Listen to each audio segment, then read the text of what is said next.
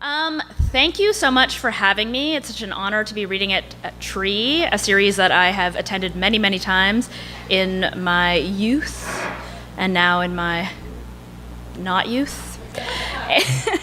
It's also wonderful to be reading with my good friend Spencer, who is a very nice person, and you should not withhold your niceness from him if you can help it.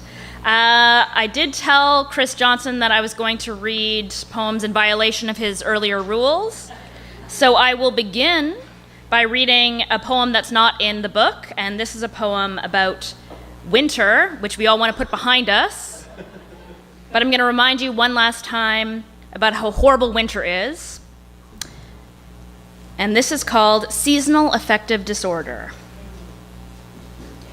I answer winter with Florida. Blue moon mimosas, swamp pontoon rides, fishy pelican breath. As good a place as any to drink myself to death. Clouds piss themselves, rain slamming mint and lilac motels, palms, plastic surgery billboards asking, "Are your cups half empty?"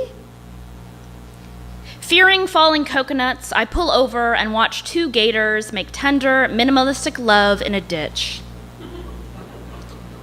I imagine my skin thickening to gator hide, as good a gamble as any to hide from the future, to make my life continuous prologue. Hibiscus open their dumb fuchsia throats to the humidity.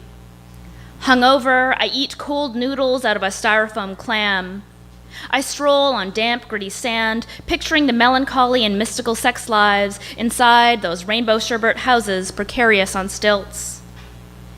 Veering between the drunks, blasting beer in truck country, and the drunker drunks, blasting breakup country, I step on something sharp, a clamshell or part of one, ridged blush cream orange, tinged with blood, as good a sunset.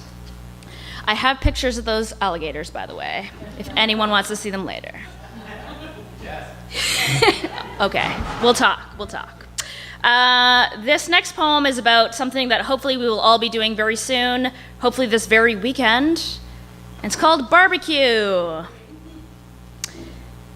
The grapevine is strangling the basil. In the grill, coals blink black, then pale gray, shedding the smell of lighter fluid. All the mint from the balcony bathtub has been juleped. It is unseasonably warm. We are sensibly drunk. I'm wearing a dress I bought yesterday from my neighbor, a polyester cosmos of flying tulips and saucers. We debate day jobs, if they suffocate or inspire. Dodging our voices, Frank Zappa cackles about rutabagas. The catfish grows oily and succulent in its foil shroud, cayenne-dusted whiskers igniting the air. So I don't only write about seasons. This book is mostly about food. So that last poem involved a catfish. I'm going to read another poem about food called Magpie. And this is about a condition called pica. Not sure if you're familiar with it, but it's a condition in which you're compelled to eat things that aren't normally considered to be food. It frequently happens with pregnant women who suddenly have a desire to eat dirt or to eat whitewash off the walls. You might have also seen it on the Learning Channel. I believe they had a couple specials on this very subject. Yes, thank you, they did. So, anyway, Magpie. The woman who eats tar lives next to the woman who eats detergent, who lives next to the woman who eats dirt. When they carve me open, they'll find bolts, screws, and fine red potter's clay. My baby is half ashes, half cornstarch, half chalk. In the back garden, I use both hands to shovel the soil in. Tender earthworms tickling my tonsils, snail shells scraping my tongue. The woman who eats paint chips lives next to the woman who eats pebbles, who lives next to the woman who eats wool. I am not one of those monogamists who swoons imagining the heft of her favorite stationery. I am as happy wolfing down cream cardstock as I am nibbling gemstone sparkle tissue paper. Ever since I tore my mouth lock off, I've been binging like a magpie on every glint and texture. The woman who eats mucus lives next to the woman who eats lipstick, who lives next to the woman who eats bottle caps. Let the tyrants stomp through their kitchens, slapping dazed sous chefs with steaks. Let them caress the garlic press and lemon zester. I'm not interested in stoves, those great civilizers. I'm not interested in marinate, broil, bake. Just pluck me a couple of silver nostril hairs, the coarser the better, and I'll be on my way. All right, I was going to violate another rule about rabbits, thank you. So it's about rabbits. Also about Mother's Day. So this is a poem called Mother's Day. It's coming up. Don't forget your mom. This is a true story about the time that I gave birth to 9 blue rabbits. Mother's Day. It hurt, of course, to see them hopping off to school, to hear the neighbors whisper all those theories about too much aspartame or a one-night stand with the Easter Bunny. Please don't think me naive. I know reproduction is a metaphor. Still, far from the tree is not far from the orchard. Nothing could have prepared me to give birth to 9 blue rabbits who all fussed and turned from my breast, refused anything but corn syrup. I wore blue t-shirts, pants, sneakers, sapphire studs in my ears, and blueberry extravaganza polish on my toes. I bought a one-size-fits-all bunny ears headband and matching tail, a poof of cotton accented with tinsel. I dyed them both fresh indigo. But they still couldn't see themselves in me. They couldn't see themselves in anyone. Some of them tried to pass as normal rabbits.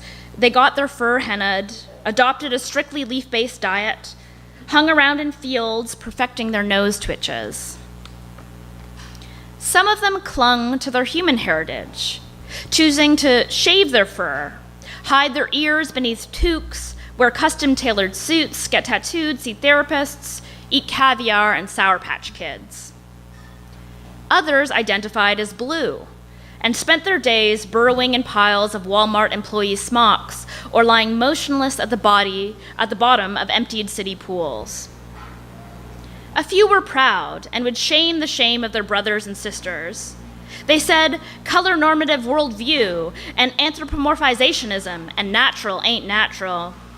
They praised the vibrant hues of their fellow creatures, the haute couture iridescence of the peacock, the tie-dyed psychedelia of the mantis shrimp, the bubblegum pink dolphins in the Amazon, the aquamarine-assed monkeys in the Congo. Life continued, as it must, past the identity flux of youth. My brood coped in ordinary ways: promotions, addictions, marriages, divorces, mortgages, graduate degrees, gym memberships. They accepted themselves, had new crises, reached compromises, and sometimes gave up. One did the circuit of Super Rabbit obstacle courses at state fairs. Another toured as a drummer for the band Dragon Roll Z and the Infinite Wasabi. One became Distinguished Professor of Animal Studies by specializing in fecopoetics. Another an architect of luxury hutches and exurban landscapes. One was butchered, another murdered, another drowned in a vat of blue curacao. A heart attack took one, a tractor accident another. Through it all, they shared one thing: no offspring. We'll never know what species the grandkids would have been or what color. We'll never know if grandkids would have made things easier or if they would have remembered to call today, sent bouquets of lettuce and lollipops. I forgive my colony, just as I hope they forgive me. It's so easy to let go of all that here, rocking in my true blue chair, the sky sumptuous in the window. The fawn I lured inside has latched on strong now, a steady suckle. Her eyelashes are so black and luscious, just like mine at her age. So a big theme throughout this book is sort of, food, obviously, but what it means to be a woman eating food or not eating food or performing the eating of food.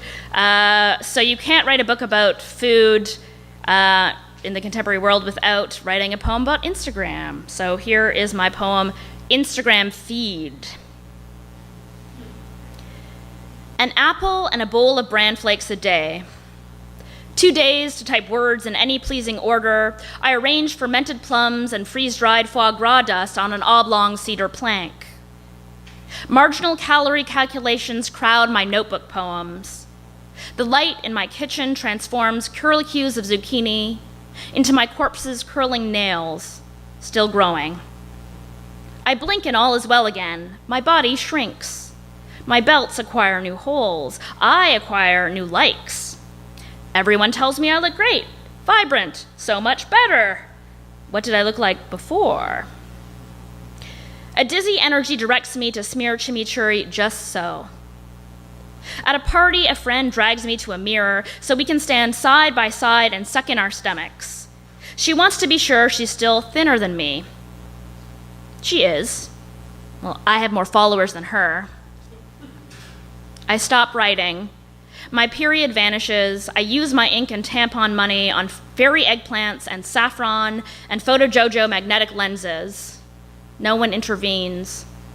I spend hours trying on crop tops and jeans, strawberry lip gloss and haughty glances. Even though I don't show up in my own feed. It's all just garnishes and sauces and sparkling empty space. All right, I'll read 2 more poems. So this second last poem is called Faith. Sun-stroked, star-stunned, moon-struck. The universe can have its way with me, as long as it promises the afterlife as a Terrence Malick movie. Shimmery light, saturated colors, nonsense montages of bacteria and big bangs. Wonder is basically a question of scale. Electrons teleport in their zigzag orbits. Cyclones big enough to swallow 4 Earths swirl for centuries on Saturn's uncertain surface. When the world has reached its wretched last wheeze, meet me at the Honey, I Shrunk the Kids movie set adventure, where we will frolic through grief-sized fiberglass blades of grass, and you will bend on one knee, offer me a single grain of salt, visible only through a microscope, the last glitter, an antidote to doubt. All right. So, for this last poem, boom. If I could get everyone to close their eyes, apologies to people who know what's coming, I would like you all to picture your parents having sex. Now you're ready. You're in the mood. This is not about your parents having sex, but it's about your great-great-great-great-great-great-great-great-great-grandparents having sex, and it's called Origin Story. Some of it was probably cozy and nice. Close to the fire, silly drunk on sweet fermented plums. Some of it was urgent. One last romp before the man strapped on his sandals and dragged his sword into a bloody field. And some quiet, unbuttoning all those pearl buttons from nape to feet, folding calf-length velvet breeches before slipping into cold starch. It's unclear how much cunnilingus went on. I'm guessing no Diamante nipple clamps, but I could be wrong. Some kinky stuff went down for sure, maybe involving butter churns. I don't know, mammoth tusks? Some people are super brave and creative.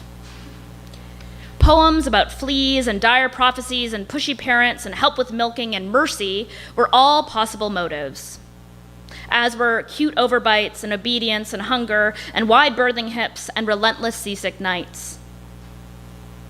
Some of it happened inside a marriage, and some outside, and some between enemies in a burning village. Maybe not all of it was consensual.